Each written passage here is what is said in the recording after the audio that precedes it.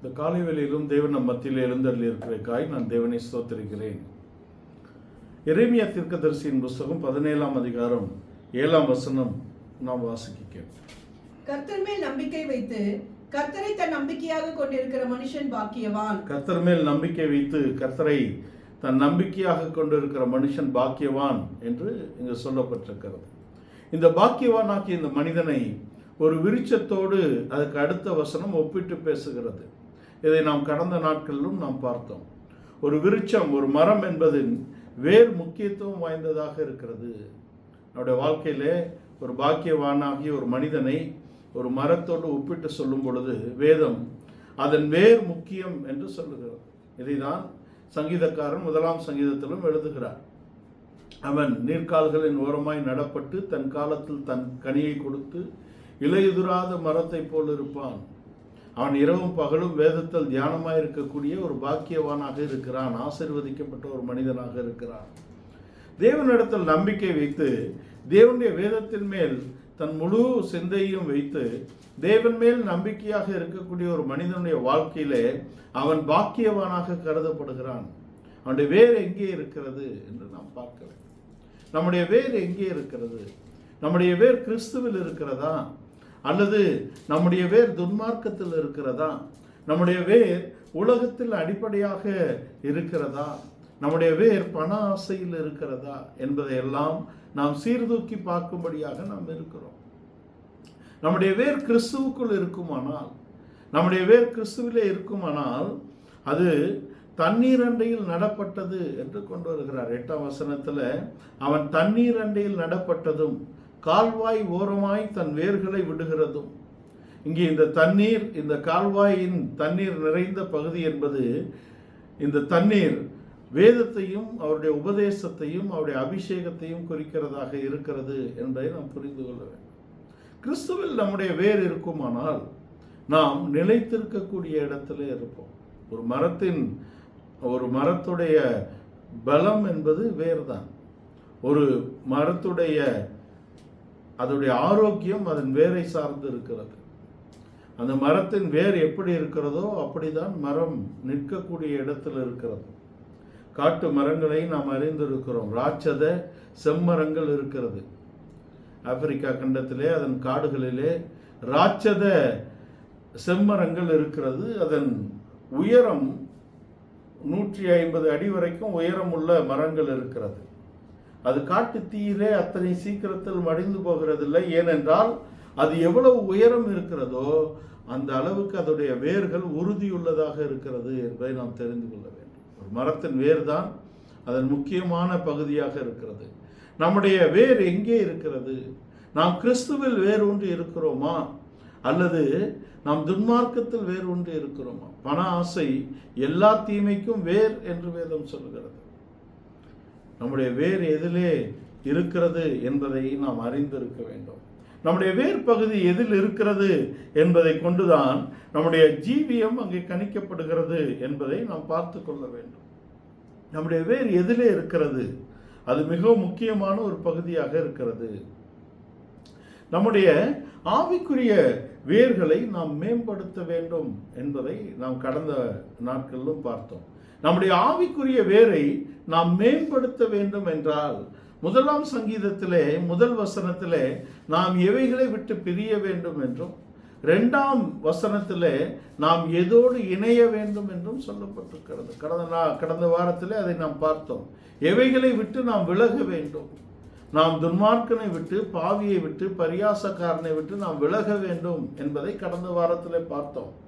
துன்மார்க்கன் யார், பாவி யார், பரியாசக்காரன் யார் என்பதை வேதத்தில் உள்ள பாத்திரங்களை கொண்டு நாம் ஒப்பிட்டு பார்த்தோம்.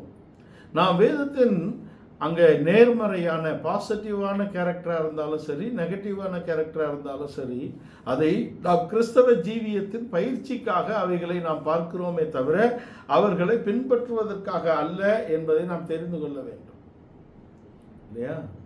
அதனாலே கடந்த நாட்களே நாம் பார்த்தோம். லோத்து ஒரு துன்மார்க்கமாக போய்விட்டான். தேவனுடைய நன்மையும் பிரியமும் பரிபூர்ணமான சித்தம் என்னதென்று அறியத்தக்கதாக உங்கள் மனம் புதிதாகிறதுனாலே மறுரூபமாகுங்கள் என்று ரோமர் 12ஆம் அதிகாரத்தின் 2ஆம் வசனத்தில் சொல்லப்பட்ட அந்த காரியத்தின்படி அங்கே லோத்தை குறித்த பரிபூர்ணமான திட்டம் என்ன? அவன் ஆபிரகாமோடு இருந்திருக்கலாம்.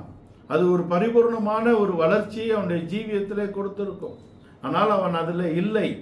தேவன் ஒரு பிரியமான ஒரு சித்தத்தை அவனுடைய வாழ்க்கையில நிறைவேற்றும்படியாக மலைக்கு ஓடி போகும்படி சொல்லுகிறார். அதுவும் அவன் செய்யவில்லை. அவன் ஒரு நன்மையான விருப்பத்தை கேட்கிறான், அதிலும் அவன் நிலைத்திருக்கவில்லை என்பது அவனுடைய சந்ததிகள் அங்கே முற்றிலும் அங்கே அறுப்புண்டு போனார்கள். தேவனுடைய சபைக்குள்ளே வராதபடிக்கு அவர்கள் விலக்கப்பட்டு போனார்கள். ஆனாலும் கூட தேவன் கிருபையுள்ளவராக மோவாபில் இருந்து ஒரு ரூத்தை கொண்டு வந்து சேர்த்து அந்த சந்ததியை கொண்டு வந்தார். அம்மோனை அவர் கொண்டு வர முயற்சி செய்தாலும் அம்மோனியர்கள் அதை ஏற்றுக்கொள்ளவில்லை.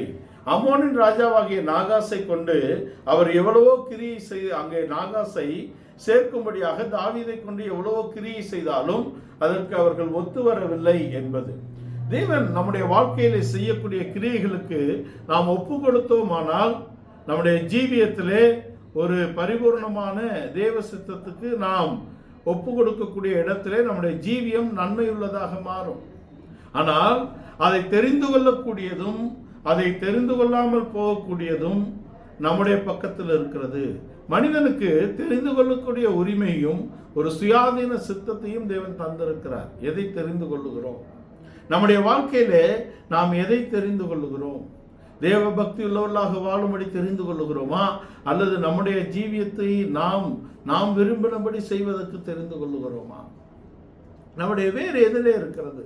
நம்முடைய ஆவிக்குரிய வேரை நாம் மேம்படுத்தும்படியாக இப்படிப்பட்டவர்களை விட்டு நாம் விலக வேண்டும் என்று சொல்லப்பட்டிருக்கிறது.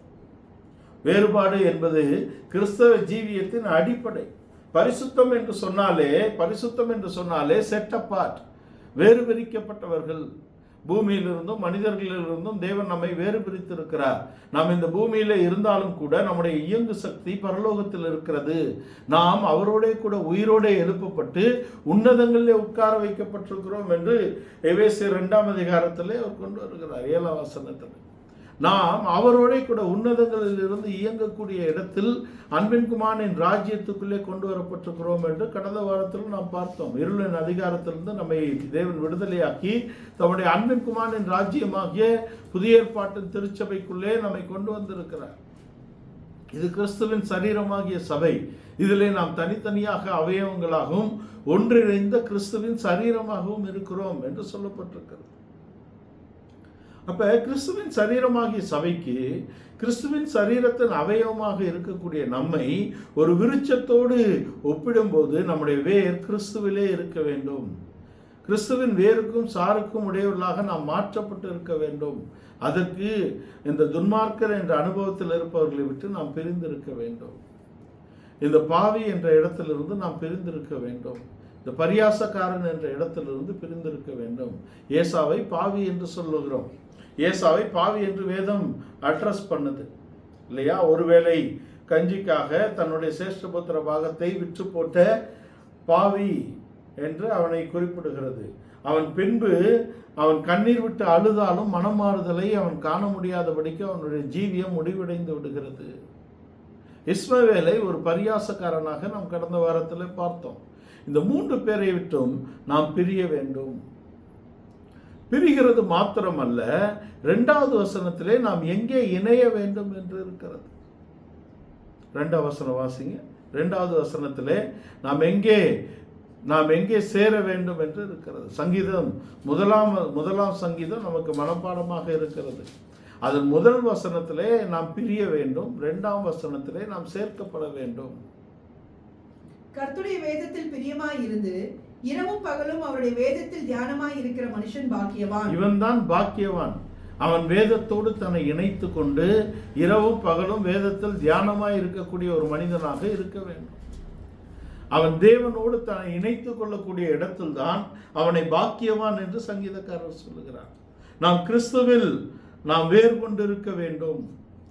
கொலோசியர் 2ஆம் அதிகாரத்தின் 6-7 வசனங்களிலே நீங்கள் கர்த்தராகிய கிறிஸ்து இயேசுவை ஏற்றுக்கொண்டபடியே அவருக்குள் வேர் கொண்டவர்களாயும் அவர் மேல் கட்டப்பட்டவர்களாயும் அவருக்குள் நடந்து கொண்டு நீங்கள் போதிக்கப்பட்டபடியே விசுவாசத்தில் உறுதிப்பட்டு ஸ்தோத்திரத்தோடே அதிலே பெருக வேண்டும் என்று கொண்டு வருகிறார் பவுல். நாம் அவரில் வேரூன்றி இருக்க வேண்டும், அவர் மேல் கட்டப்பட வேண்டும். 2 அனுபவத்தை கொண்டு வருகிறார். ஒரு பக்கத்திலே கட்டடத்தோடு நம்மை சேர்க்கிறார், இன்னொரு பக்கத்திலே அங்கே ஒரு விருட்சத்தோடு நம்மை பேசுகிறார். பவுலும் அதை தான் கொண்டு வருகிறார். நாம் கிறிஸ்துவுக்குள் வேரூன்றி இருக்க வேண்டும். In Christ. ஒருவன் கிறிஸ்துவுக்குள் இருந்தால் அவன் புது சிருஷ்டியாக இருக்கிறான். அந்த புது சிருஷ்டியை ஒரு விருட்சத்தோடு ஒப்பிட்டோமானால் அதன் வேர் கிறிஸ்துவிலே இருக்க வேண்டும்.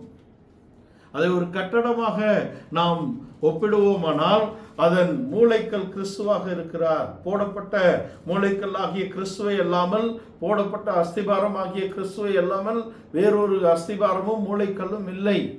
கிறிஸ்து என்னும் மூளைக்கல்லின் மேலே அப்போஸ்தலர் தீர்க்கதரிசிகள் என்னும் அஸ்திபாரத்தின் மேலே நாம் கட்டப்பட வேண்டும். கிறிஸ்துவிலே நாம், கிறிஸ்துவுக்குள் நாம் வேரூன்றி இருக்க வேண்டும். இதுதான் நம்முடைய ஜீவியத்திலே ஒரு ஆவிக்குரிய மேன்மையான ஒரு பலன் தரக்கூடிய ஒரு வாழ்க்கையை கொண்டு வரக்கூடியதாக இருக்கிறது என்பதை நாம் தெரிந்து கொள்ள வேண்டும். ஒரு நீதிமான், ஒரு பாக்கியவான், தேவனால் ஆசீர்வதிக்கப்பட்ட ஒரு மனிதனுடைய வாழ்க்கையிலே அவனுடைய வேர் கிறிஸ்துவுக்குள் இருக்க வேண்டும். அவனுடைய கட்டடம், அவனுடைய கட்டடம் கிறிஸ்துவில் அங்கே கட்டப்பட வேண்டும் என்பதை நாம் புரிந்து கொள்ள வேண்டும். ஆனால் இதற்கு எதிராக வேதம் என்ன சொல்லுகிறது? நீதிமொழிகள் 12ஆம் அதிகாரம் 3ஆம் வசனத்தில், துன்மார்க்கன் நிலைவரப்படான், நீதிமானுடைய வேரோ அசையாது என்று கொண்டு வருகிறார். துன்மார்க்கன் நிலைவரப்படான். துன்மார்க்கத்திலே நம்முடைய வேர் இருக்குமானால் நிலைத்திருக்க முடியாது. ஆனால் நீதிமானுடைய வேரோ அசையாதபடி இருக்கும். ஏனென்றால் நீதிமானுடைய வேர் கிறிஸ்துவில் இருக்கிறது. நீதிமான் ஒரு அசைவில்லாத ராஜ்யத்தை அடைந்து கொள்ளப் போகிறான். நீதிமானுடைய அஸ்திபாரம் கிறிஸ்துவில் இருக்கிறது. கிறிஸ்து அதற்கு மூளைக்கல்லாக இருக்கிறார். கிறிஸ்து அதற்கு வேறாக இருக்கிறார். கிறிஸ்து மூளைக்கல்லாக இருக்கிறார். அவன் அசைவில்லாத ராஜ்யத்தின் சுதந்திரத்தை அடைந்து கொள்ளக்கூடிய ஒரு மனிதனாக நீதிமான் காணப்படுகிறான். அதே நீதிமொழிகள் 12 வாசிங்க. 12ஆம் அதிகாரம் நீதிமொழிகள் 12ஆம் வசனம். துன்மார்க்கர் துஷ்டருடைய வலையை விரும்புகிறான், நீதிமானுடைய வேர் கனி கொடுக்கும். நீதிமானுடைய வேர் தான் கனி கொடுக்கும். துன்மார்க்கன் துஷ்டனோடு அவன் அழிவுக்கு போகிறான். அவன் வலையிலே விழுந்து அழிவுக்கு போகிறான். நம்முடைய பாதை எப்படி இருக்கிறது? நம்முடைய வேர் எதிலே இருக்கிறது? கிறிஸ்து நமக்கு அவர்தான் வழி, சத்தியம், ஜீவன். அவரை விசுவாசிக்கிற நம்மிடத்திலிருந்து ஜீவ தண்ணீர் உள்ள ஊற்றுகள் ஓடுகிறது, நதி ஓடுகிறது. அவருடைய வார்த்தை நம்முடைய ஜீவியத்திலே நிலைத்திருக்கும்படியாக அவருடைய வார்த்தையிலே நாம் நிலைத்திருக்கிறோம். அவருடைய வார்த்தை நம்மிலும், நாம் அவருடைய வார்த்தையிலும் நிலைத்திருக்க வேண்டும். என்னிடத்தில் ஒருவன் வந்து எனக்கு சீஷனாக இருக்க விரும்பினால் அவன் எனக்கு பிரியமானதை செய்யக்கூடிய இடத்தில் இருக்கிறான் என்று சொல்லுகிறார். என்னிடத்தில் வந்து என் வார்த்தைகளை கேட்டு அதன்படி செய்கிறவனே அவருக்கு ஏற்றவனாக இருக்கிறான். இப்போ நம்முடைய ஜீவியத்தில் எது முக்கியம்? நம்முடைய ஜீவியத்தில் நாம் கிறிஸ்துவில், நம்முடைய வேர் எங்கே இருக்கிறது? கிறிஸ்துவில் இருக்கிறதா? நம்முடைய ஆவிக்குரிய வேர்களை நாம் கிறிஸ்துவில் பலப்படுத்த வேண்டும், மேம்படுத்த வேண்டும். அதற்கு நமக்கு வேத வாக்கியங்கள், உபதேசங்கள் நமக்கு கொடுக்கப்பட்டிருக்கிறது. அதை நாம் கேட்டு அதன்படி நடந்து அதிலே நாம் நிலைத்திருக்க வேண்டும். அதுதான் விஷயம். நான் கிறிஸ்துவுக்குள் இருக்கக்கூடிய ஒரு மனிதனுடைய வாழ்க்கையிலே, கிறிஸ்துவிலே வேரூன்றி இருக்கக்கூடிய ஒரு மனிதனுடைய வாழ்க்கையிலே எது முக்கியமானது, எது ப்ரையாரிட்டின்றது அவனுக்கு தெரியணும். நான் கிறிஸ்துவில் வேரூன்றி இருக்கிறேன் என்று சொல்லக்கூடிய நாம் எதற்கு முக்கியத்துவம் கொடுக்கிறோம்? எதற்கு முதன்மையானதை கொடுக்கிறோம்? நாம் பிரியப்படுகிறதுக்கா அல்லது தேவனுடைய காரியத்துக்கா? தேவனுடைய காரியத்தை நாம் காலம் தாழ்த்தக்கூடிய இடத்தில் இருந்தால், நம்முடைய காரியத்துக்கு நாம் முக்கியத்துவம் கொடுப்போம் என்றால் நாம் எப்படி கிறிஸ்துவில் வேரூன்றி இருக்கிறோம் என்று சொல்ல முடியும்? நாம் கிறிஸ்துவில் வேரூன்றி இருக்க வேண்டும். அவருடைய கிறிஸ்து எப்படி இருந்தாரோ அவருடைய வேருக்கும் சாருக்கும் உரியவர்கள் அப்படியே இருக்கிறார்கள். கிறிஸ்து தன் பிதாவின் சித்தத்தை செய்வதை முதன்மையாக கொண்டிருந்தார். தன் பிதாவை விட்டு அவர் எப்பொழுதும் பிரியாது இருந்தார். தன்னுடைய பிதாவின் சித்தத்தையே அவர் செய்யக்கூடியதாக இருந்தார். நான் எங்கே இருக்கிறேனோ என் பிதாவும் அங்கே இருக்கிறார், என் பிதாவும் நானும் எப்பொழுதும் பிரிகிறதில்லை. நான் எவைகளை பேசுகிறேனோ எவைகளை செய்கிறேனோ அவைகளை பிதாவின் சித்தத்தின்படியே செய்கிறேன் என்று சொல்லுகிறார். அப்ப அவரால் தெரிந்து கொள்ளப்பட்ட அவருடைய வேருக்கும் சாருக்கும் உரியவர்கள், அவரை அஸ்திபாரமாக கொண்டு கட்டப்பட்டவர்கள், அவருடையவர்கள் என்று சொல்லக்கூடிய நாம் எப்படி இருக்க வேண்டும்? அவருக்கு சித்தமானதை செய்யக்கூடிய இடத்துல இருக்க வேண்டும். அதுக்கு நம்முடைய ஆவிக்குரிய வேர்களை நாம் மேம்படுத்தக்கூடிய இடத்தில் இருக்க வேண்டும். அது நீர்க்கால்களின் ஓரமாய் நடப்பட்டது என்பது அது ஜீவ நதியுள்ள அந்த தண்ணீர்களை பருகி வளரக்கூடியதாக இருக்கிறது. அது எப்படி இருக்கும்? அது உஷ்ண காலத்திலும் அதன் நிலைகள் வாடாதபடிக்கு இருக்கக்கூடிய ஒரு அனுபவமாக இருக்கிறது. அது மலைத்தாழ்ச்சி உள்ள காலத்திலும் அது கனி கொடுக்கக்கூடிய இடத்தில் இருக்கிறது. மலைத்தாழ்ச்சியான அவன் தண்ணீரண்டையில் நடப்பட்டதும் கால்வாய் ஓரமாய் தன் வேர்களை விடுகிறதும் உஷ்ணம் வருகிறதை காணாமல் இலை பச்சையாய் இருக்கிறதும் மலைத்தாழ்ச்சியான வருஷத்திலும் வருத்தமின்றி தப்பாமல் கனி கொடுக்கிறதுமான மரத்தை போல் இருப்பான்.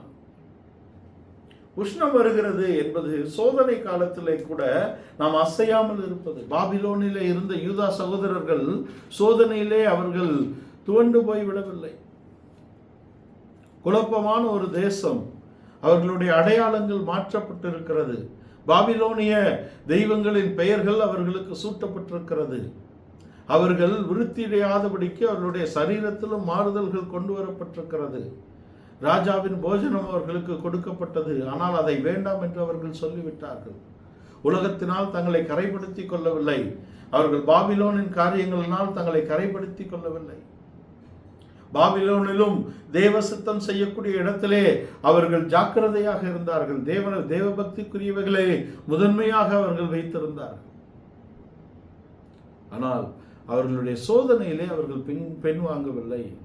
எங்கள் தேவன் எங்களை தப்புவிக்க வல்லவர், அவர் தப்புவியாமல் போனாலும் நாங்கள் அவரை தான் வணங்குவோம், அவரை தான் பின்பற்றுவோம், அவரை தான் விசுவாசிப்போம் என்பதிலே உறுதியாக இருந்தார். அவருடைய வேர் சோதனை காலத்திலே தேவனை சார்ந்து கொள்ளக்கூடிய ஒரு வாழ்க்கை.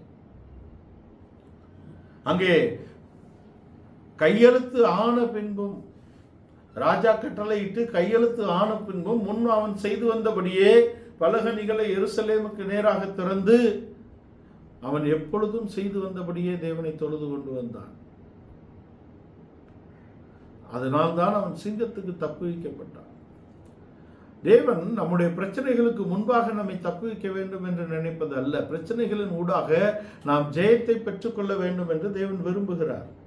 அதான் முக்கியம். பிரச்சனைகளின் ஊடாக நாம் ஜெயத்தை பெற வேண்டும். நம்முடைய ஜீவியத்திலே தேவன் அனுமதிப்பது எல்லாம் நன்மைக்காகவே அனுமதிக்கிறார் என்பதை நாம் புரிந்து கொள்ள வேண்டும். எழுதியிருக்கிறபடி தேவனிடத்தில் அன்பு கூறுகிறவர்களுக்கு சகலமும் என்ற அழுத்தத்தை பவுல் வைக்கிறார். எழுதியிருக்கிறபடி தேவனிடத்தில் அன்பு கூறுகிறவர்களுக்கு சகலமும் நன்மைக்கு ஏதுவாகவே நடக்கிறது. தீச்சூளையில் போடுவதற்கு முன்பாக காப்பாற்றப்படவில்லை அவர்கள், சிங்கக்கவிக்குள் போடுவதற்கு முன்பாக காப்பாற்றப்படவில்லை தானியேல். சோதனையின் மத்தியிலே தேவன் அவர்களோடு இருக்கிறார். அந்த தீச்சொலையின் மத்தியிலே 4வது நபருடைய சாயல் அங்கே வெளிப்படுகிறது. தேவன் அவர்களோடு இருப்பதை வெளிப்படுத்தினார். சிங்கங்களின் வாய்கள் கட்டப்பட்டிருந்தது. அங்கே தானியேலுக்கு தேவன் ஜெயத்தை தந்தார். பாபிலோனிலே அவர்கள் ஜெயம் பெற்றார்கள். யோபு தன் பிரச்சனையிலே உறுதியாக இருக்கிறார். நீர் என்னை கொன்று போட்டாலும் நான் உம்மை நம்புவேன் என்ற உறுதி. ஏனென்றால் அவனுடைய நேசரை அவன் அறிந்து கொண்டான். என் மீட்பர் உயிரோடு இருக்கிறார் என்ற உறுதி அவனுக்கு இருக்கிறது. அவரை நான் காண்பேன், அந்நிய கண்கள் அல்ல, என் கண்களே காணும். நம்முடைய விசுவாசம் நம்முடைய உறுதியாக கிறிஸ்துவின் மேல் இருந்தால் நம்முடைய வார்த்தைகள், நம்முடைய பேச்சு சரியாக இருக்கும், நம்முடைய நம்பிக்கை சரியாக இருக்கும். அசைவில்லாத ராஜ்யத்தை பெறுகிறோம் என்று சொல்லக்கூடிய நாம் பிரச்சனைகளை கண்டு அசைந்து விட்டால் நாம் எப்படி அசைவில்லாத ராஜ்யத்தை சுதந்திரிக்க முடியும்? பிரச்சனைகள், சோதனைகள், பாடுகள் வரும் பொழுது அவர்கள் உறுதியாக இருக்க வேண்டும். அகபு அந்த துண்டை எடுத்து, இந்த துண்டுக்குரியவன் அங்கே எருசலேமுக்கு போனால் அவன் மிகவும் வேதனைப்படுத்தப்படுவான், அங்கே கொல்வதற்கும் அங்கே பிரச்சனை இருக்கிறது என்று சொல்லும் பொழுது பவுல் சொல்லுகிறார், பட்டணங்கள் தோறும் எங்களுக்கு பிரச்சனை இருக்கிறது, அது ஒன்றை குறித்து நாங்கள் கவலைப்படும் என்ற வார்த்தை பவுலுடைய வார்த்தைகள். ஏனென்றால் பவுல் தான் விசுவாசிக்கிறவர் இன்னார் என்ற அறிவு பவுலுக்கு இருக்கிறது. கிறிஸ்து எனக்கு ஜீவன், சாவு எனக்கு ஆதாயம் என்ற உறுதி அவருக்குள் இருக்கிறது. மரணம் என்னை ஒன்றும் செய்ய முடியாது, கிறிஸ்து உயிரோடு இருப்பதனால் நாங்கள் என்றென்றைக்கும் ஜீவித்திருப்போம் என்ற நம்பிக்கை பவுலுக்குள் இருக்கிறது. நம்முடைய வாழ்க்கையிலே பிரச்சனைகளை கண்டு நாம் துவண்டு விடக்கூடாது. ஒரு ஆவிக்குரிய மனிதனுடைய வேர் எப்படி இருக்கிறது? அங்கே சவுலுக்காக என்றைக்காவது ஒரு நாள் சவுல் தன்னை கொண்டு விடுவான் என்ற இடத்திலே அங்கே அவன் ஓடி தப்பி கொண்டிருந்த நேரத்திலே அவனோடு கொஞ்சம் பேர் சேர்ந்து கொண்டார்கள். அவர்களை தாவீது நடத்தி கொண்டு போகிறான். ஆனால் சிக்லாக்குக்கு வரும் பொழுது பிரச்சனை வருகிறது. சிக்லாக்கிலே அனைவருடைய குடும்பங்களும் அங்கே சிறைபிடிக்கப்பட்டு கொண்டு போகப்பட்டு விட்டது. அவனோடு சேர்ந்து கொண்டவர்களே அவனை கொல்லுவதற்கு எத்தனிக்கிறார்கள், அவனுக்கு எதிராக கிரியை செய்கிறார்கள். வேதம் சொல்லுகிறது, அவன் தேவனுக்குள் தன்னை உறுதிப்படுத்தி கொண்டு திடப்படுத்தி கொண்டு கர்த்தருக்குள் தன்னை திடப்படுத்திக் கொள்ளுகிறான் தாவீது. ஒரு ஆவிக்குரிய மனிதனுடைய வாழ்க்கையிலே அவன் தேவனுக்குள் தன்னை திடப்படுத்திக் கொள்ள வேண்டும், தேவனுக்குள் அவனை உறுதிப்படுத்திக் கொள்ள வேண்டும். அவனுடைய பிரச்சனையிலே, அவனுடைய சோதனையிலே மனிதர்களும் அவனை ஏமாற்றும் பொழுது, மனிதர்கள் எப்பொழுதும் மனிதனை சார்ந்து வாழ்வது ஆபத்தானது. நாசிலே சுவாசமுள்ள மனிதனை விசுவாசிப்பது விருதா. மனிதர்கள் மாற்றப்படுவார்கள். நம்முடைய சோதனை காலங்கள் எப்படி இருக்கிறது? பிரச்சனைகளால் சோதனை வருகிறது. அந்த சோதனையின் அந்த பிரஷர் நம்ம மேல இருக்கும், அழுத்தம் இருக்கிறது. ஜனத்தினால் பிரச்சனை வருகிறது இல்லையா? ப்ராப்ளம், பிரஷர், பீப்புள், இந்த மூணும் நம்மை நெருக்கும் பொழுது நாம் தேவனுக்குள் நம்மை உறுதிப்படுத்திக் கொள்ள வேண்டும். அதுதான் முக்கியம். தேவனுக்குள் நம்மை உறுதிப்படுத்திக் கொள்ளக்கூடிய ஒரு வாழ்க்கை இருக்க வேண்டும். நம்முடைய வாழ்க்கையில நம்முடைய வேரை நாம் சரிப்படுத்த வேண்டும். நம்முடைய வேர் கிறிஸ்துவுக்குள் இருக்க வேண்டும். நம்முடைய வேர் கிறிஸ்துவுக்குள் இருக்குமானால் நாம் அசைவில்லாத ஒரு வாழ்க்கை வாழ முடியும். நாம் சரியாக உறுதியான ஒரு வாழ்க்கை வாழ முடியும். நம்முடைய இலைகள் உதிராதபடிக்கு, நம்முடைய இலை உதிராது இருக்கிற விருட்சத்தை போல இருப்பான். இலை பச்சையான ஒரு அனுபவத்தில் இருப்பான். அவனுக்கு எந்தவித குறைவுகளும் அவனை அழுத்த முடியாது என்ற இடத்தில் அவனுடைய வாழ்க்கை இருக்கிறது. உஷ்ணமோ மலைத்தாழ்ச்சியோ அவனை பாதிக்காது. மலைத்தாழ்ச்சி என்பது ஆசீர்வாதத்தின் குறைபாடு. பவுல் சொல்லுகிறார், வாழ்ந்திருக்கவும் தாழ்ந்திருக்கவும் நான் போதிக்கப்பட்டேன், கற்றுக்கொண்டேன். அதுதான் நம்முடைய வாழ்க்கையாக இருக்கிறது. ஆசீர்வாதமாக இருக்கக்கூடிய நாட்களிலே, தேவனை சந்தோஷமாக இருக்கக்கூடிய நேரத்திலே தேவனில் மகிழ்ந்து இருப்பதும், பிரச்சனைகள் வரும்போது சோர்ந்து போவதும் அல்ல நம்முடைய ஆவிக்குரிய வாழ்க்கை. வாழ்க்கையில எல்லா சூழ்நிலையிலும் நாம் தேவனை சார்ந்து இருக்கக்கூடிய ஒரு வாழ்க்கையை நாம் பற்றிக்கொள்ள வேண்டும்.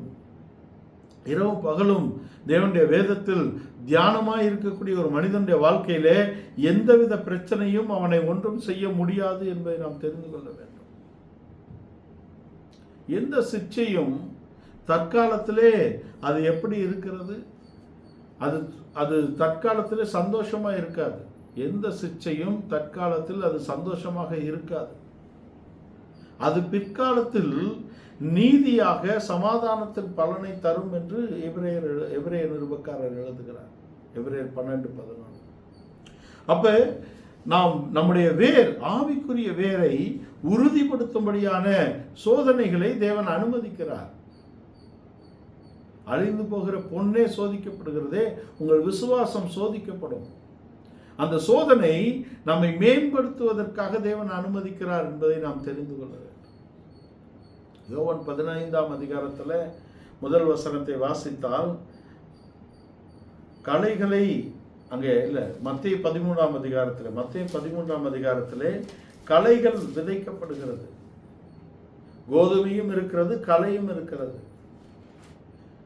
களைகளை பிடுங்கி விடலாமா என்று கேட்டதற்கு வேண்டாம் என்று சொல்லிவிட்டார். ஏனால் களைகளை பிடுங்கும் பொழுது அங்கே சரியான வளர்ந்திருக்கக்கூடிய கோதுமைகளும் கூட அதோடு சேர்ந்து பிடுங்கப்படும் என்ற விஷயத்தில் இருக்கிறது. ஒரு மனிதன் தூங்கிக் கொண்டிருக்கும் பொழுது தேவனுடைய ராஜ்யம் ஒரு வயலுக்கு ஒப்பனையாக பேசப்படுகிறது. மனிதர்கள் தூங்கிக் கொண்டிருக்கும் போது எதிரி வந்து களைகளை விதைத்து விட்டு போகிறான் இல்லையா? எதிரி வந்து களைகளை விதைத்து விட்டு போகிறான். இந்த களைகளை அங்கே பிடுங்க வேண்டாம் என்று சொல்வதற்கு அதற்குரிய காலத்திலே அதை தேவன் முடிவுக்கு கொண்டு வருவார் என்பதாக இருக்கிறது.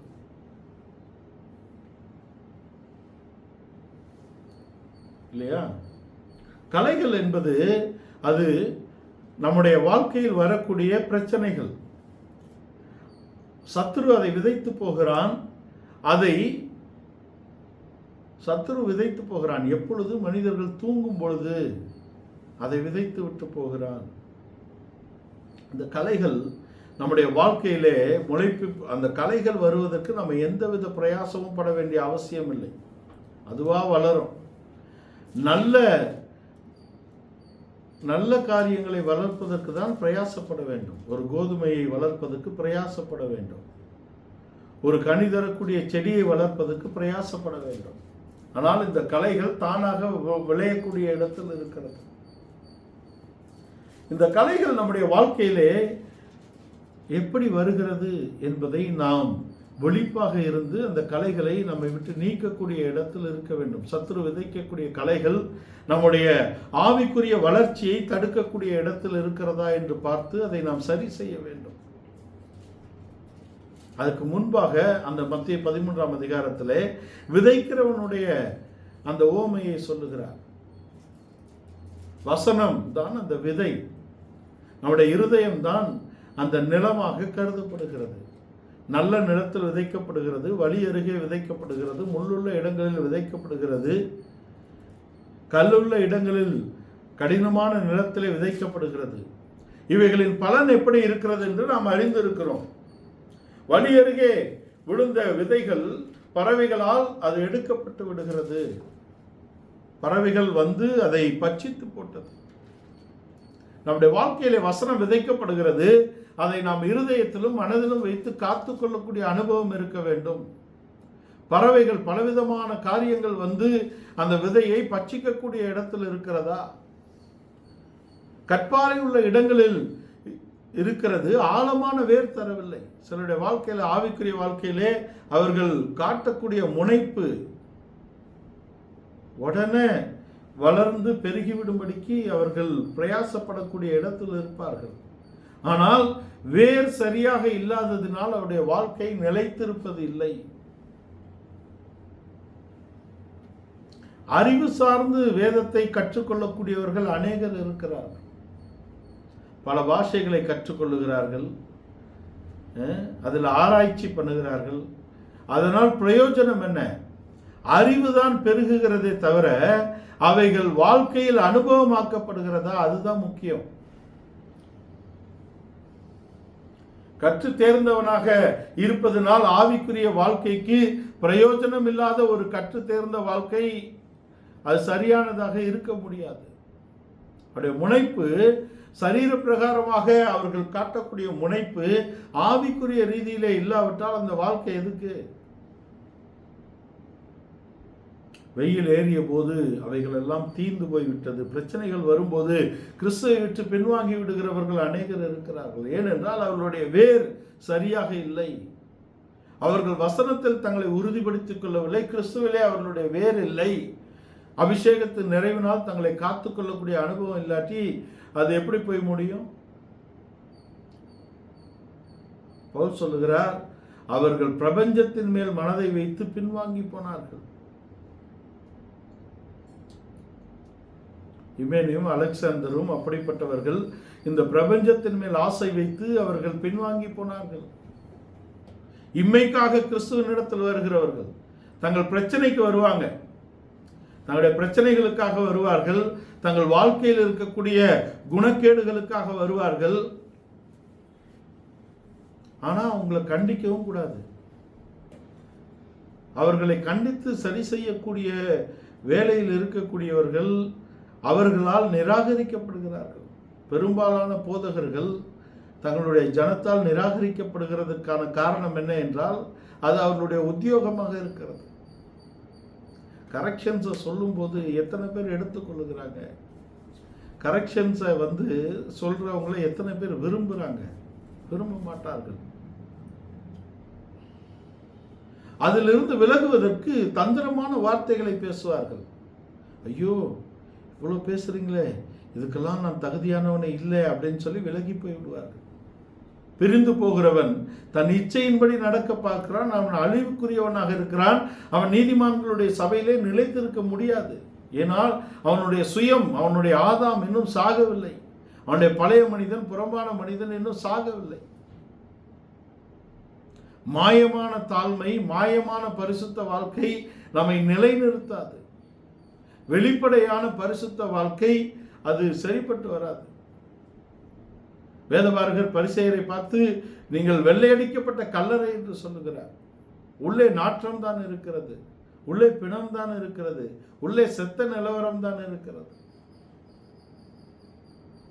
துரிதமாக தங்களை பரிசுத்தவான்களாக காட்டிக்கொள்வதற்காக, தங்களை மேன்மையானவர்களாக காட்டிக்கொள்வதற்காக பிரயாசப்படுகிறவர்களுடைய வாழ்க்கையிலே வேறு இல்லாததினாலே அவர்கள் வாடி போகிறார்கள். வேறு இல்லை. விஷயம் நல்ல நிலத்தில் விழுந்தது என்பது அவருடைய விதை சரியான இருதயத்திலே விழும் பொழுது, அவர்கள் பரிசுத்த ஆவிக்கும் சத்திய வசனத்துக்கும் நாம் ஒப்பு கொடுக்கும் பொழுது நாம் தேவனுக்கேற்ற பலன் கொடுக்கக்கூடியவர்களாக நாம் மாறுகிறோம். அதான் முக்கியம். இது விதையோடு நாம் பேசக்கூடிய விஷயங்களாக இருக்கிறது. விதை சாக வேண்டும். செத்தால்தான் அதற்குள் முளைக்கக்கூடிய தன்மையை தேவன் வைத்திருக்கிறார். கோதுமை மணியானது நிலத்தில் விழுந்து செத்தால் ஒளி அது பலன் தராது. இதில் நாம் கிறிஸ்துவோடு நாம் மரித்து அடக்கம் பண்ணப்பட்டு கிறிஸ்துவோடு உயிர்த்தெழுந்த ஒரு வாழ்க்கைக்கு நாம் வருகிறோம். நாம் அநீதிக்கு மரிக்க வேண்டும். நாம் சுயத்துக்கு மரிக்க வேண்டும். சுயம் என்றால் சுயம் என்று சொன்னால் அது ஏதோ புது விஷயம் போல் தெரிகிறது. சுய நலத்துக்கு நாம் மரிக்க வேண்டும். சுய நலத்துக்கு நாம் மரித்தால்தான் கிறிஸ்துவின் ராஜ்யத்தின் நலத்துக்காக நாம் கிறிஸ்துவோடு பிழைக்க முடியும். நம்முடைய பழைய மனிதன், பாவ மனிதன் ஆகிய ஆதாம் தன்மைகள் நமக்குள் மரித்தால்தான் கிறிஸ்துவின் தன்மைகளை நாம் சுதந்திரித்துக் கொள்ளக்கூடிய இடத்துக்கு வர முடியும். அதுவும் இதையும் ஒன்றாக வைத்திருக்க முடியாது. துன்மார்க்கருடைய ஆலோசனையும் நீதிமான்களுடைய ஆலோசனையும் ஒன்றாக நாம் நிறைவேற்ற முடியாது. பாவிகளோடும் நீதிமான்களுடைய சபையிலும் நாம் ஒன்றாக இருக்க முடியாது. அதனாலதான் நாம் பிரிய வேண்டிய பக்கத்தை வேதம் நமக்கு சொல்லுகிறது, நாம் சேர வேண்டிய பக்கத்தை சொல்லுகிறது, நாம் நிலைத்திருக்கக்கூடிய பக்கத்தை வேதம் நமக்கு சொல்லுகிறது.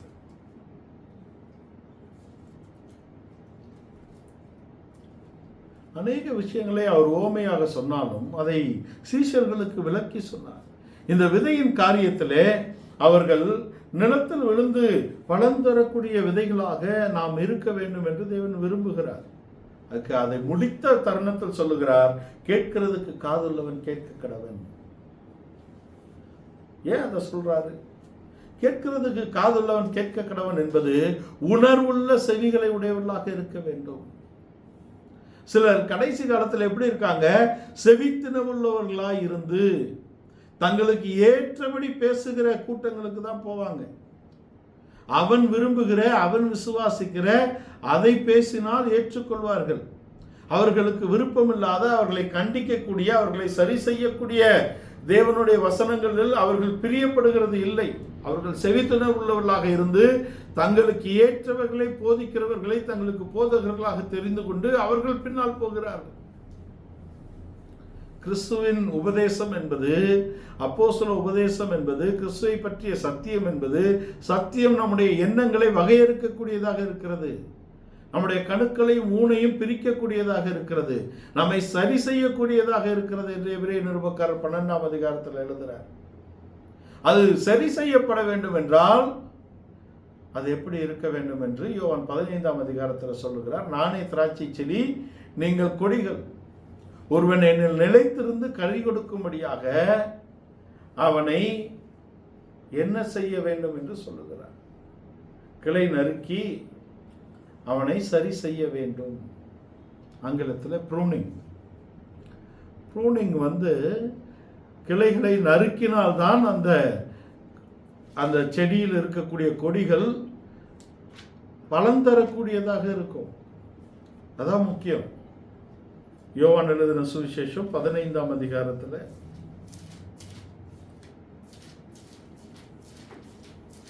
இருக்கிறது. அதற்கு நாம் கிறிஸ்துவில் நிலைத்திருக்க வேண்டும். நம்முடைய நிலைப்பாடு எங்கே இருக்கிறது? அது மிக முக்கியமான விஷயம். நம்முடைய வேர் எங்கே இருக்கிறது? நாம் உலகத்திலோ பண ஆசையிலோ சுயத்திலோ இருப்போமானால் நாம் நிலைத்திருக்க முடியாது. அவைகள் எல்லாம் மாயையானவைகள். யோனா 2:8 பொய்யான மாயையை பின்பற்றுகிறவர்கள் தங்களுக்கு வரும் கிருபையை போக்கடிக்கிறார்கள். கிருபை எதற்கு கொடுக்கப்பட்டிருக்கிறது? கிறிஸ்துவை அறிந்து கொள்வதற்காக, கிறிஸ்துவில் நிலைத்திருப்பதற்காக, கிறிஸ்துவோடு உள்ள உறவிலே நாம் மேம்படும்படியாக. வாழ்க்கையில் இருக்கக்கூடிய சின்ன சின்ன பகுதிகள், கலை போன்ற பகுதிகள், வேரில் ஸ்திரமில்லாத காரியங்கள் நம்மை விழச் செய்துவிடும். சின்ன சின்ன விஷயம்தான், பெரிய விஷயங்களை கண்டுபிடித்து விடுவோம். சின்ன ஈதான் தைலக்காரனுடைய குப்பியை நாற்றமடிக்க செய்கிறது. நம்மை சரியாக நாம் ஆராய்ந்து கிறிஸ்துவிலே நிலைநிறுத்த வேண்டும். கிளைகளை நறுக்கி களைகளை பிடுங்கி நம்மை செவ்வை செய்யக்கூடிய தேவனுடைய பணிக்கு நம்மை ஒப்பு கொடுக்க வேண்டும். தேவனுடைய வசனத்துக்கு நம்மை முற்றிலுமாக ஒப்பு கொடுக்க வேண்டும். நாம் அவரில் நிலைத்திருந்து நாம் கனி கொடுக்க வேண்டும் என்ற இடத்தில் தான் அவர் கிளைகளை நறுக்கி நம்மை சுத்தம் செய்கிறார். இஸ்ரவேலை ஒரு திராட்சை செடியோடு ஒப்பிட்டு பேசுகிறது வேதம். மேட்டிலே அவருக்கு ஒரு நற்குல திராட்சை தோட்டம் இருந்தது. அதை அவர் வேலி அடைத்திருந்தார், அதை கிளை நறுக்கி இருந்தார், அதை சுத்தம் செய்திருந்தார், அதற்கு பாதுகாப்பு கொடுத்திருந்தார், நல்ல கனிகள் கொடுக்கும் என்று காத்து கொண்டிருந்தார். அவைகளோ கசப்பான கனியை தந்தது என்று ஏசாயாவை கொண்டு அந்த தீர்க்க தரிசனத்தை சொல்லுகிறார். நற்குல திராட்சை கனிகள், திராட்சை செடிகள், திராட்சை கொடிகள் அங்கே கசப்பான கனிகளை கொடுத்தது. தேவ திட்டத்துக்கு தங்களை ஒப்பு கொடுக்கவில்லை. தேவனுடைய தீர்க்கதரிசிகளை கொன்று போட்டார்கள். தேவனுடைய எச்சரிப்பை அவர்கள் நிராகரித்தார்கள். தேவனுக்கு பிரியமாய் இருப்பதை அவர்கள் விரும்பவில்லை. அந்த தேசத்தின் ஜனங்களைப் போல விக்கிரகாராதனைக்குள்ளே போனார்கள். அவர்களை தேவன் தள்ளி போட்டார். கனிகொடாதவைகள் அங்கே வெட்டுண்டு அக்னியிலே போடப்படுகிறது. கோடரியானது இப்பொழுதே மரத்தின் வேறருகே வைக்கப்பட்டிருக்கிறது என்று எச்சரிப்பு அங்கே இஸ்ரவேலுக்கு வருகிறது. யோவான் ஸ்நானகனை கொண்டு எச்சரிப்பை அங்கே சொல்லுகிறார். கிறிஸ்துவுக்கு வழியை ஆயத்தம் பண்ணும்படியாக வந்த அவனுடைய வாழ்க்கையிலே அவன் இஸ்ரவேலை எச்சரித்தான், சரி செய்யும்படியாக பிரயாசப்பட்டான். நம்முடைய வாழ்க்கையில தேவனுக்கு பிரியமில்லாத காரியங்கள் வெட்டி போடப்பட வேண்டும். தேவன் செய்யக்கூடிய கிரியைக்கு, நம்முடைய வாழ்க்கையில தேவன் செய்யக்கூடிய கிரியைகளுக்கு நாம் ஒப்பு கொடுக்க வேண்டும். சின்ன சின்ன காரியங்கள் நம்மை அங்கே தேவனை விட்டு தூரமாக்கக்கூடிய இடத்தில் இருக்கிறது இல்லையா? அந்த விதைகள் விழுந்த இடத்துல முள்ளுகள் நெருக்கி போடுகிறது. முள்ளுள்ள இடங்களில் விழுந்தது முள்ளுகள் நெருக்கி போடுகிறது. உலகத்தின் கவலை, சுயம், சுய விருப்பம், தேவ சித்தத்துக்கு புறம்பான காரியங்கள் நம்மை நெருக்கக்கூடிய இடத்தில் இருக்கிறது. இங்கே நாம் கனி கொடுக்கும்படியாக அவர் நம்மை சரி செய்யக்கூடிய இடத்தில் இருக்கிறார். பார்க்கணும். சின்ன சின்ன காரியங்களிலே நாம் சரியாக இருந்து நம்மை சரி செய்து கொள்ள வேண்டும்.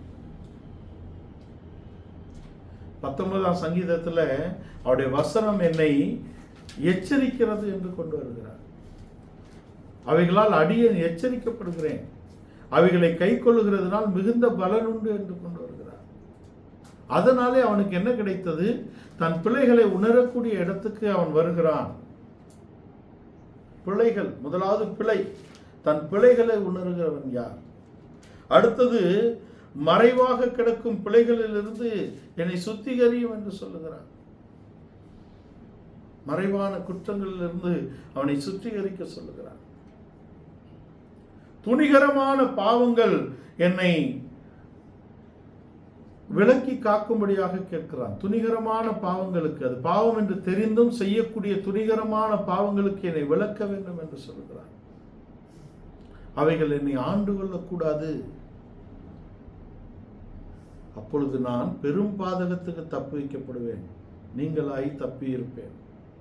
பாருங்க, பிழையிலிருந்து ஆரம்பிக்கிறார். சிறு பிழைதானே என்று அதை நம்முடைய வாழ்க்கையில விட்டுட்டோம்னா, சரி செய்யாமல் விட்டு விட்டோம் என்றால் அது குற்றமாக மாறுகிறது, துணிகர பாவமாக மாறுகிறது, பெரும் பாதகத்துக்கு போகிறது.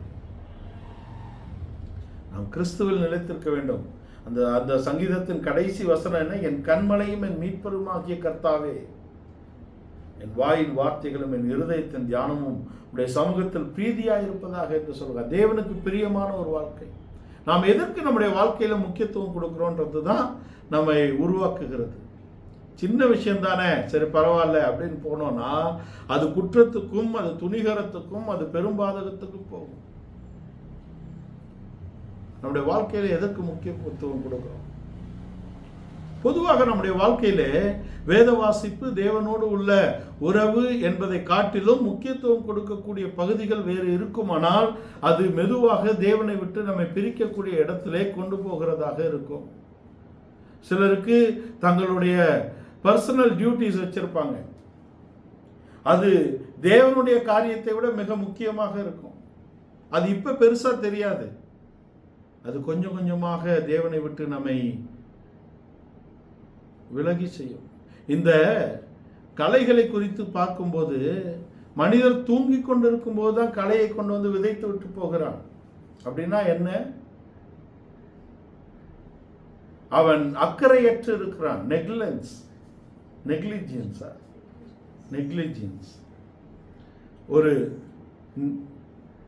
ஒரு பொறுப்பற்ற இடத்திலே நாம் ஒரு ஜாக்கிரதை இல்லாமல் இருக்கும் பொழுதுதான் அது நடக்கிறது.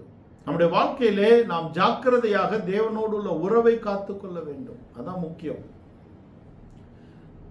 சிலருக்கு தங்களுடைய பர்சனல் டியூட்டிஸ் முக்கியமா இருக்கும். சிலருக்கு தேவனை காட்டிலும் தங்களுடைய வேலை ஸ்தலம் முக்கியமானதாக இருக்கும். தேவனை காட்டிலும் எதை நீங்கள் முக்கியப்படுத்துகிறீர்களோ அது உங்களுடைய விக்கிரகமாக மாறிவிடுகிறது. சிலருக்கு குடும்பத்தை நாம் நேசிக்க வேண்டும், இல்லை என்று சொல்லவில்லை. ஆனால் தேவனை காட்டிலும் நாம் எதையும் நேசிக்கக்கூடிய இடத்தில் இருக்கக்கூடாது. தேவன் தான் முதலாவது என்ற இடத்தில் இருக்க வேண்டும்.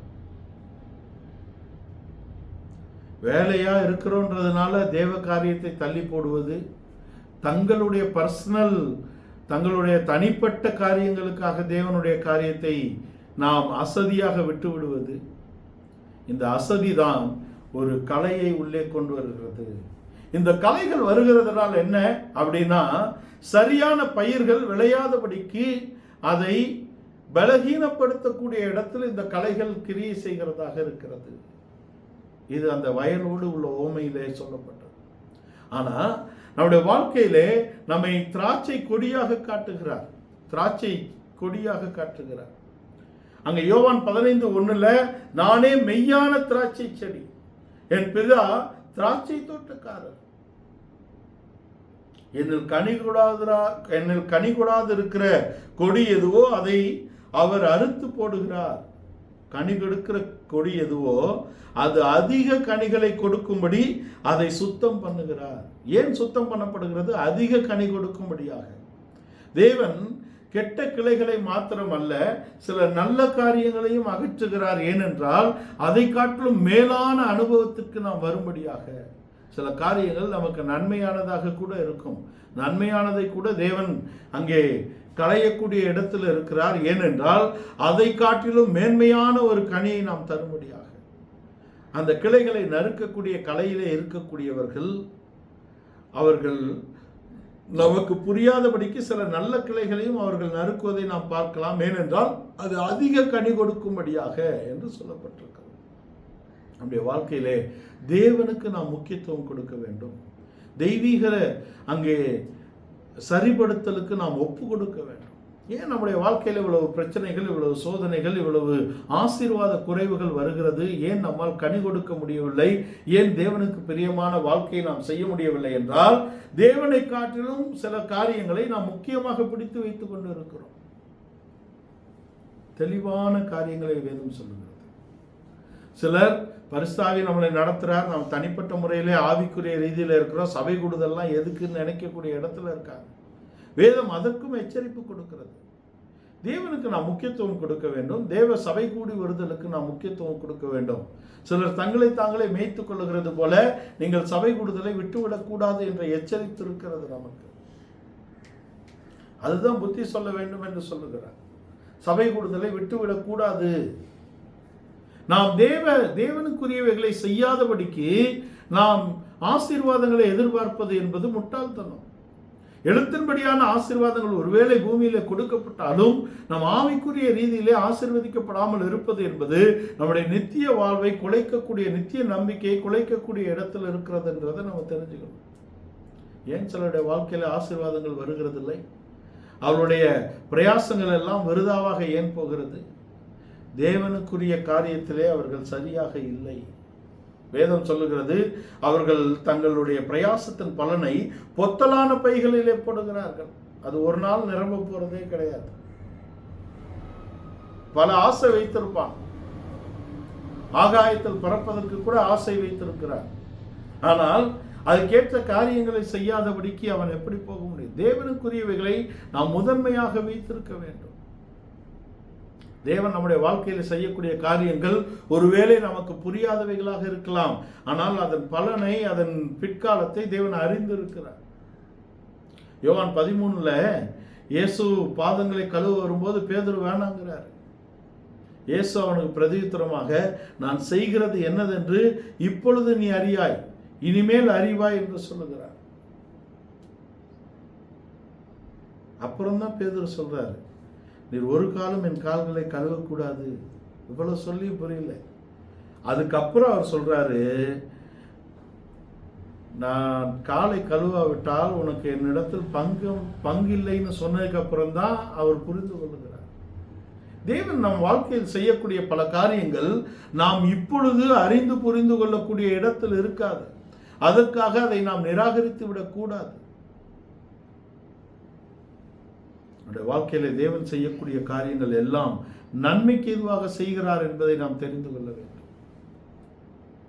அதை தான் எபிரேய நிருபக்காரர் சொல்லுகிறார், எந்த சிச்சையும் தற்காலத்தில் சந்தோஷமாய் காணப்படாமல் துக்கமாய் காணும், ஆகிலும் பிற்காலத்தில் அதில் பழகினவர்களுக்கு அது நீதியாகிய சமாதான பலனை தருகிறது.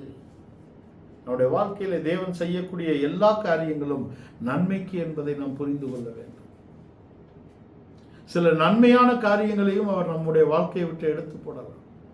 யோசேப்புக்கு யாக்கோபின் இடத்திலிருந்து ஒரு பலவர்ணமான அங்கி கொடுக்கப்பட்டு அவன் தகப்பனால் பிரியமாக பார்க்கப்பட்டான். இதில் என்ன தீமை இருக்கிறது? இதில் என்ன பாவம் இருக்கிறது?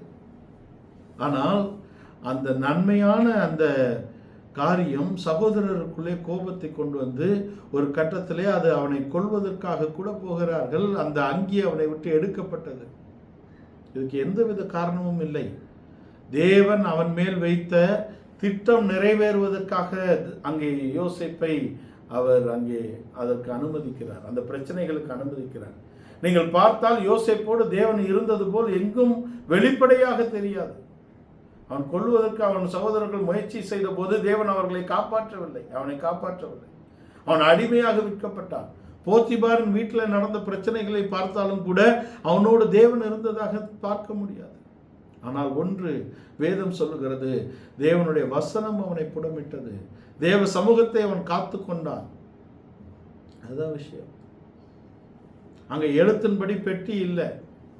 ஒரு காலகட்டத்திலே பெட்டியில் தேவ சமூகம் என்ற இடத்திலே பெட்டியவே அவர்கள் அங்கே விக்கிரகமாக ஆக்கிவிட்டார்கள். அல்ல, யோசேப்புடைய வாழ்க்கையிலே நேரடியான எந்த விதமான கிரியையும் அங்கே நாம் பார்க்க முடியாது. ஆனால் தேவன் சமூகம் அவனோடு எப்பொழுதும் இருந்தது, அதை அவன் காத்து கொண்டான். நம்முடைய வாழ்க்கையிலே தேவ சமூகத்தை நாம் காத்து கொள்ள வேண்டும். தேவனோடு உள்ள உறவை நாம் காத்துக்கொள்ள வேண்டும். அதை தான் சொன்னேன். தேவ சமூகம் இருக்க வேண்டும், தேவனுக்கேற்ற பரிசுத்த ஜீவியம் செய்ய வேண்டும், தேவனுக்கு ஒப்பு கொடுக்கப்பட்ட ஒரு வாழ்க்கை இருக்க வேண்டும். அவனுடைய வாழ்க்கையிலே எது செய்தாலும் அவர் நன்மைக்காகவே செய்கிறார் என்பதை நாம் தெரிந்து கொள்ள வேண்டும். எல்லாவற்றிற்காகவும் சோத்திரம் செய்ய வேண்டும் என்று தெசலோனிக்க நிருபக்காரர் கொண்டு வருகிறார். 1 தெசலோனிக்கர் 5:18 எல்லாவற்றுக்காகவும் சோத்திரம் செய்ய வேண்டும். அப்படி செய்வதே கிறிஸ்து இயேசுவுக்குள் உங்களை குறித்த தேவனுடைய சித்தமாக இருக்கிறது. அவர் கிளை நறுக்கி களை பிடுங்கி நம்மை சுத்தம் செய்வதற்கு நாம் ஒப்பு கொடுக்க வேண்டும். நமக்கு பிரியமானவைகள் நம்முடைய ஜீவியத்திலிருந்து தேவனால் எடுக்கப்பட்டால் அதை குறித்து நாம் உறுதியான நம்பிக்கையுடையவர்களாக இருக்க வேண்டும். தேவன் எல்லாவற்றையும் நன்மைக்கு ஏதுவாகவே செய்கிறார் என்பதற்கு இந்த யோசேப்புடைய வாழ்க்கையாகட்டும், தாவீதுடைய வாழ்க்கையாகட்டும் சரியாக இருந்தது. இந்த 2 பேரும் தேவனுக்குள் தங்களை பலப்படுத்தி கொண்டார்கள். நம்முடைய வாழ்க்கையில சோதனைகள், பிரச்சனைகள் வரும்போது நாம் மனிதர்களை நாடி போய்விடக்கூடாது. சொல்லுகிறார், மெய்யாகவே மெய்யாகவே நான் உங்களுக்கு சொல்லுகிறேன், கோதுமை மணியானது நிலத்தில் விழுந்து சாகாவிட்டால் அது பலன் தர முடியாது. சாகாவிட்டால் அது தனித்து தான் இருக்கும், பலன் தர முடியாது. அது கனி கொடுக்காத ஒரு வாழ்க்கையாகும். கிறிஸ்துவுக்கு கனி கொடுக்கும்படியாக நாம் அழைக்கப்பட்டிருக்கிறோம். கிறிஸ்துவிலே வேரூன்றி அவருக்கு ஏற்ற கனிகளை கொடுக்க வேண்டும். கிறிஸ்து எனும் செடியிலே நாம் கொடிகளாக நிலைத்திருந்து நாம் நற்குல திராட்சை கனிகளாக நாம் வெளிப்பட வேண்டும். அதான் விஷயம். இந்த காலை வேளையில இந்த வசனங்களுக்கு ஒப்பு கொடுப்போம். நம்முடைய வேர் எங்கே இருக்கிறது? நம்முடைய வேர் துன்மார்க்கத்தில் இருந்தால் நாம் நிலை நிற்க முடியாது. நம்முடைய வேர் கிறிஸ்துவில் இருந்தால் நாம் நிலைத்திருந்து கனி கொடுக்கக்கூடிய இடத்தில் இருப்போம். அவர் நம்முடைய ஜீவியத்தில் செய்கிறது எல்லாம் நாம் அவர்கள் நிலைத்திருந்து கனி கொடுக்கும்படியாக அவர் கிளை நறுக்குகிறார், களை பிடுங்குகிறார், சுத்தம் செய்கிறார், நம்மை வேலி அடைத்து பாதுகாக்கிறார். நாம் அவர்கள் நிலைத்திருந்து கனி கொடுக்கும்படியாக நம்முடைய ஜீவியத்திலே தேவன் செய்யக்கூடிய எல்லா விதமான கிரியைகளுக்கும் நாம் பலன் இருக்கிறது. அதுக்கு நாம் முழுவதுமாக ஒப்பு கொடுப்போமானால் நம்முடைய சுயத்துக்கு நீங்கள் மறிக்க வேண்டும். நம்முடைய சுய சித்தங்களை நாம் நீக்கி போட வேண்டும். எதை செய்தாலும் தேவ நாம மகிமைக்கென்று செய்யும்படியாக நாம் முன்குறிக்கப்பட்டிருக்கணும். இந்த காலை வேளையில இந்த வசனங்களுக்கு நாம் முற்றிலுமாக ஒப்பு கொடுக்கணும்.